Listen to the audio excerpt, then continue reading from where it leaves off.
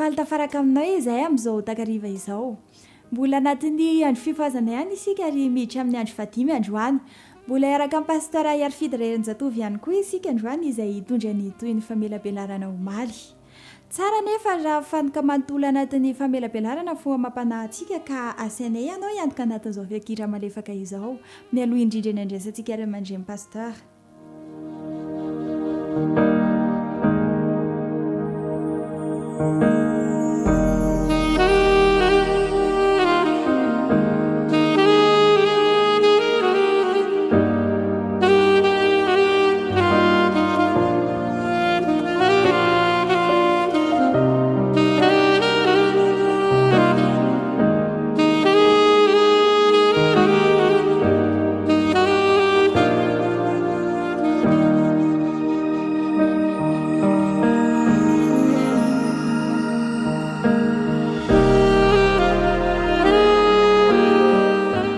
Valina no iarabananao izay manaraka izao fotoana izao ary ny firaliana dia mba hikasika ny fonao Kristy amin'ny alalan'ny teny ka hitondra fiainam-baovao anao any fanarana izao fotoana izao.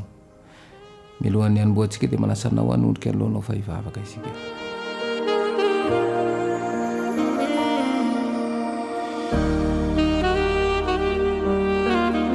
Raina izy any an-danitro ianao lay raina andelandra sy ny tany. Tombatomba zaka ny mpanjaka maefa ny zavatra rehetra tolotra onao reny ihany ny dera sy ny laza ary ny voninahitra mandrakizay ny tsy fafezana amin'ny saina ka mahatonga anay anao toy ny atrehanao angatanana fona aminao zany ankehitriny misaotra anao tsy satria mbola afaka manaraka izao fandaran'izao izay ampio izay mba handray tombotsoa avy amin'izany ka tsapa fiadanana ao am-po tononona sy angatana amin'anao Jesosy Kristy mivavaka. Amen.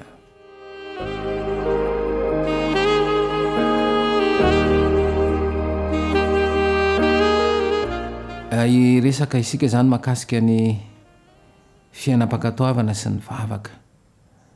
Ny fankatoavana moa zany dia tena zava-dehibe ary tena ilaina tokoa. Andeha ho raisitsika ny teny ao amin'ny Jaona voalohany 5:7-10 sy 5:10. Jaona voalohany 5:7-10 sy ny 5:10. Zao vaky ny teny. Ary izao ny fahasahinana anantsika eo anatrehany. Raha mangataka zavatra araka ny sitrapony isika dia mihaino antsika izy. Ary raha fantatsika fa mihaino antsika izy na inona ny angatahantsika dia fantatsika fa azontsika izay angatahantsika aminy.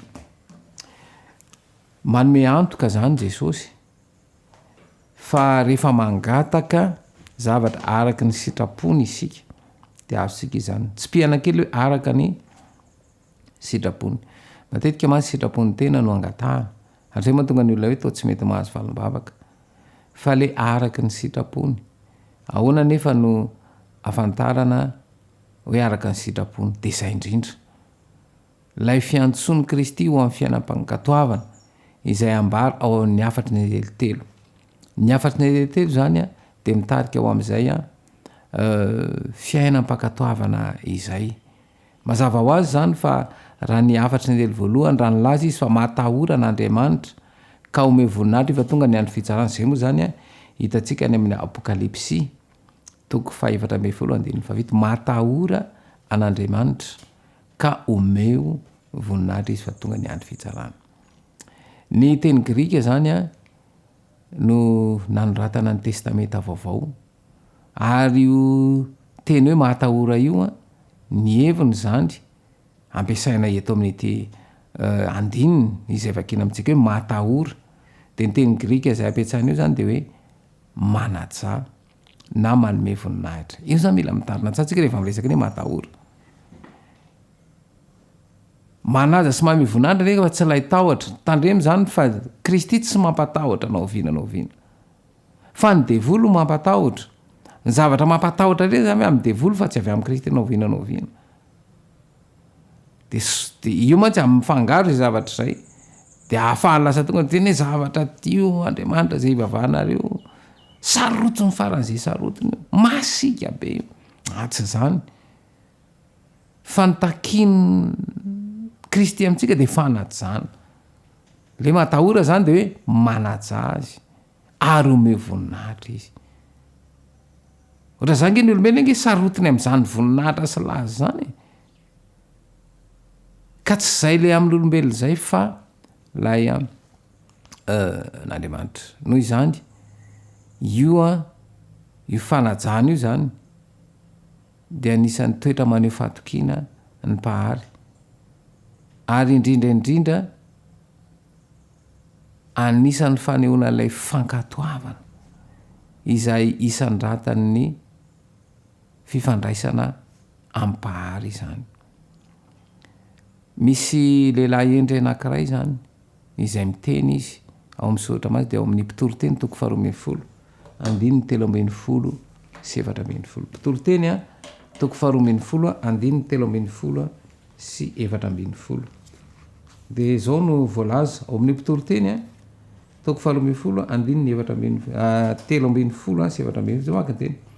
Ary rehefa re izany rehetra izany dia izao ny farany teniny: Andriamanitra no atahory ary ny didiny no tandremy fa izany no tokony ataon'ny olona rehetra, fa ny atao rehetra dia hoentin'Andriamanitra ho amin'ny fitsarana ny zava-miafina rehetra na ny soa na ny tsara. Ferin'Andria mandeha ilay teny: Andriamanitra no atahory ary ny didiny no tandremo. Eto zany rehefa ao zany ny fankatoavana dia miseho amin'ny fanajana. Fanajana iny dia manateraka avy hatrany, tsy mila misy fomba fiteny mahazatra amin'ilay teny vahiny hoe commentaire, tsy mila commentaire fa tonga dia manatanterana. Ny olona mankatoa zany tsy mbola hoe aso dia tsy zay fa tonga dia mankatoa avy hatrany. Ka rehefa miteny zany Kristy dia amin'ny alalan'izy ny teny, amin'ny alalan'ny soratra masina, dia tonga dia manatanteraka avy hatrany. Fa izao mantsy ny fitaka ataony zany lasa atao mampisalasala ny soratra masina. Amin'ny fomba hoana nefa ny hoe misalasala amin'ny soratra masina dia satria mamorona zavatra izay tsara. Zay mantsy mahatonga ilay teny hoe tia ny fahafinaretana mihoatra noho ny fitiavan'Andriamanitra. Izany hoe ny atao hoe tsara anie dia mety amiko e, mahafinaritra zay. Raha mantany hoe manao an'io mahafinaritra fa tsy hoe tsara le izy. Zao mantsy le izy raha misy zavatra anankiray lazainao fa tsara dia rehefa misy manaratsy dia lasa hoe ratsy tampoka indray. Dia ohatrohatran'izay zany le izy. Ka eto zany le fotom-pisainana mihitsy no tena olana. Ny ton'ilay teny mantsy dia hoe fa ny atao rehetra dia hoentin'Andriamanitra ho amin'ny fitsarana. Ary hitantsika fa Apokalipsy 1:10 any amin'ny 7 matoron'Andriamanitra ka homevinahitra fa tonga ny andro fitsarana. Ny vanim-potoana misy atsika amin'izao fotoana dia mandalo fitsarana, fa io tsy ohatran'ny fitsaran'olombelona fa any an-danitra mandalo ny fitsaran'olombelona, fitsaranan'ny olona. Ka izao aza mieritreritra hoe misy zavatra tsy hitan'ny olona, faoko fantatry ny tsirairay avy fa tsika io manana anjely zay manoratra ny zavatra ataontsika. Dia soratanao amin'ny antsoina hoe boky ny fitadidiana izany. Ao anatin'izany vanim-potoana izany zany isika. Ka aza mieritreritra mihitsy hoe tsisy mahita ny ataoko dia milamina. Ny olombelona ny tsy mahita fa ny momba nao sy Andriamanitra misy zavatra manahirana ao anatin'izay. Ka eto zany ilay hoe matahotra Andriamanitra tsyna fa manome voninahitra sy manazava. Rehefa mieritreritra mantsy momba ny fitandremana ny didin'Andriamanitra isika dia zao mora tokoa ny misaina ny amin'ny fahalementsika ary mahita hoe marefy isika, ary indrindraindrindra ny tsy fahaizana manatanteraka ny faniriana lalina izay ao anaty. Tena marina ny misy faniriana fa tsy ahe tsy fantatra, ka zay mantsy mivokatry ny ota zay, vokatry ny fahotana. Io mantsy le fisainandratsy tadio fa ny ota mantsy etsina fa fodim-pisainana tsy mankatoa.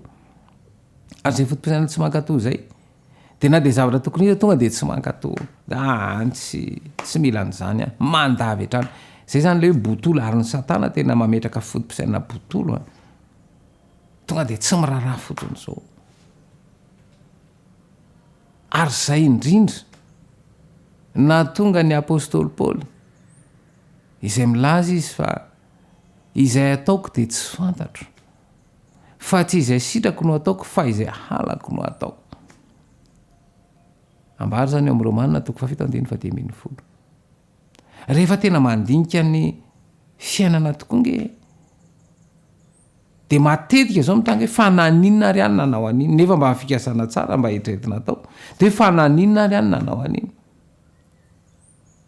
fa maninona ary zay indrindra tsisy aniry anao ratsy zany tena marina fa zay le mampanota ao anaty lay foronana anota de mirongatra io rehefa eo aloha ny fakapanahy ka raha vao misaintsaina zavatra ratsy ianao zany de tonga ny fakapanahy de lavo fa raha tsy misaintsaina zavatra ratsy a na eo ara ny fakapanahy tsy ho lavo ary zay ny ilaina an'lay fisaintsainana hoe inona ny saintsainanao zay nge mampatoka mpivady miady ny faratsy ny vady no saintsainao ao an-tsainao ka na de efa misy ezaka nataony ara de tsy hity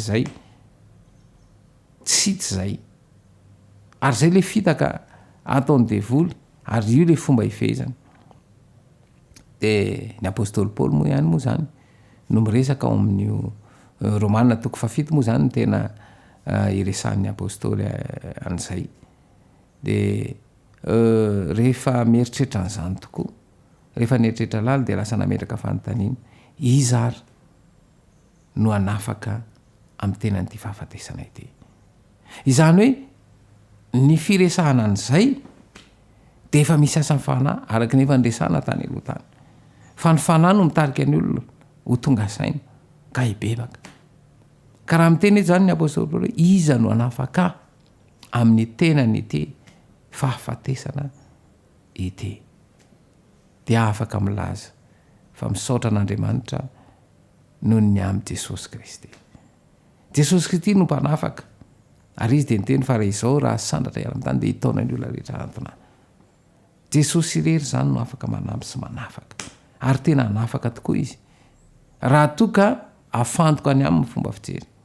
Voalohany indrindra aloha zany lay fahatsapana mahatsapa fa misy zavatra tsy mety zao mantsy ny olona tsy ny am mety za tsy ampianarina za ndray ve no atorona ho an'izany ary zay le nresantsika tamin'ny fandarina teo aloha le hoe izao lay famitana ataony devoly ny mijery ny teny mpanotany tsisy marina de ray ary ka zay zavatra mantsy a zay fotom-pisainan'izay angejany devoly mba tonga ny olona tsy tonga ny fibebahana ny olona mantsy rehefa tonga ny fibebahana marina izy de azo famelan-keloka ary tsy vitany azo famelan-keloka fa telo voakosoka mihitsy fa tany ary tsy tiany devoly ho tonga ao anatin'izay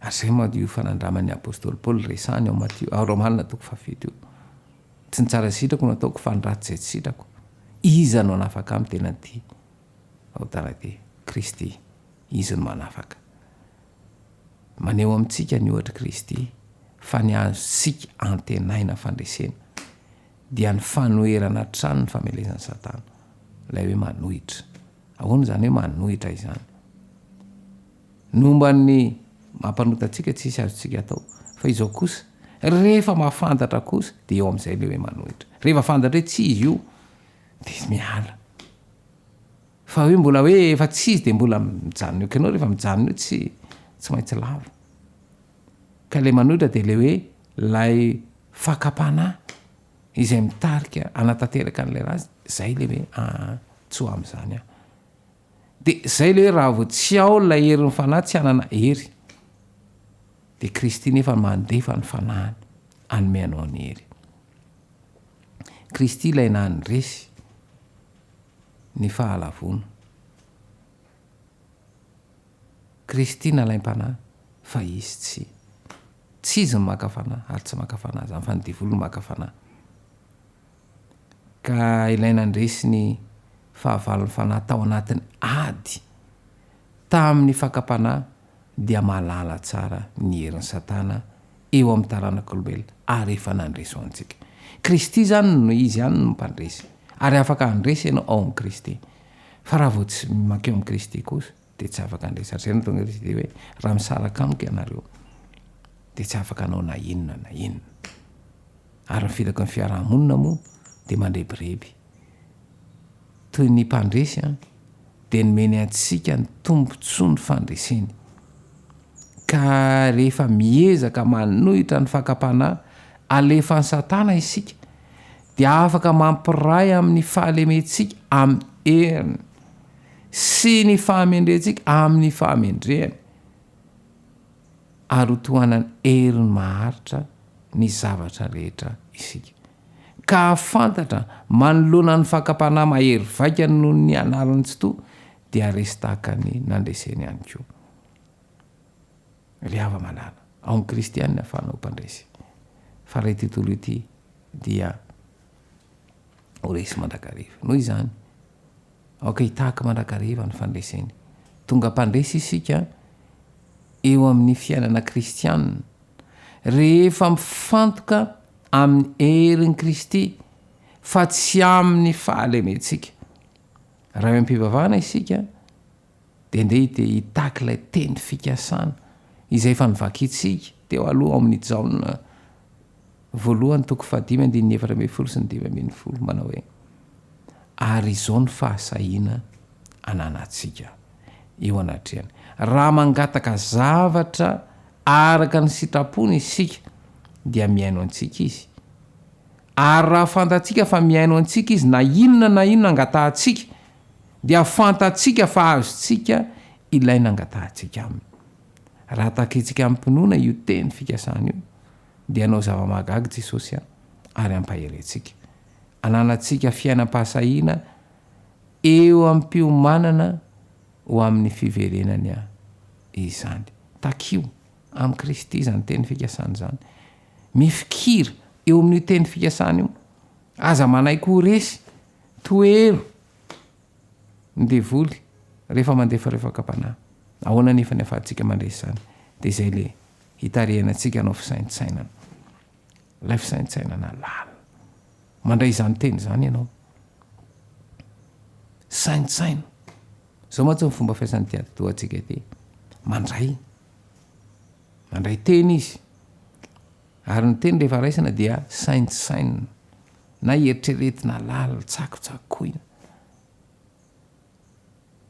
rehefa atao zay dia mihamazava ny hevitry ny teny ary rehefa mihamazava ny hevitry ny teny dia mitarika ho any amin'ny faharesen-dahatra dia rehefa resy lahatra ary tena zay tokoa izay vao mandray fanapahan-kevitra ary rehefa nandray fanapahan-kevitra dia miezama miaina an'iny tanterao ary amin'izay fotoan'izay vao hivadika toetra ilay izy fa ity fiarahamonina ity mamitaka antsika amin'ny zavatra maikamaika rotoroto tsy avelany isaina tsy avelany andigny saika mampatonga hoe nividy zavatra teny etsena tonga any an-trano loatra ny tsizy indray le zavatra mividiana satria tsy avela ay misy zavatra tsy mety le izy fa tereny le mpivarotra fotsiny amin'ny faiza miresika tsy avelany teny ary tsy avelany eritreritra ianao ary zay le izy tsy avelany satana zany anao ny sitrapony Kristy isika fa ny sitrapony ka ny sitrapony izy sitrapoko amin'ny mampanota le firona ao anaty ka eto zany mazava ny teny fikasana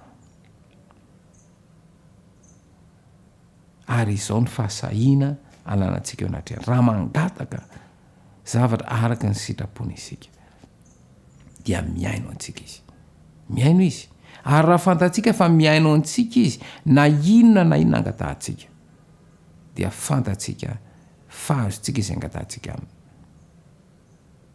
takio ampinoana izany ifikiro zany fa ho hitanao fa atsapany fanatrehan'i Kristy ary indrindraindrindra azo ilay valim-bavaka izy tianao hoe tanteraka aminao ny zany teny izany andeha anasanao anondrika alohanao fa hivavaka isika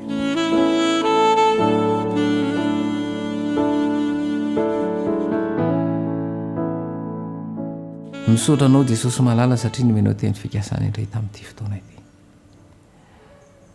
mbola mandrebireby nefa satana ary ataony tsy misy mahatoky izany izay ka manjary tsy mazava tsara ao an-tsaina ny teny fikasana ka manjary lasa sitraponay no angatany vavaka ary zay mahatonga ny satana iteny aiza izay valim-bavaka omeny eo ampy anao zay anao sitraponao Jesosy ary raiso ny fona ankehitriny ary karaha mirivim-piaina mateso masina fahany fanahinao ikorina ka nadio sainanay hahafanay manao ny sitraponao tokoa ary takina izany koa aoka Jesosy malalo ny fahazavan-tsaina vafana masina no hifiainay tanteraka hainay ahafana me manavaka mety sy ny tsy mety ny tsara sy ny ratsy mba hafany amin'ny toetra mandrakariva aminao tononona sy angatana aminanao Jesosy Kristy mivavaka.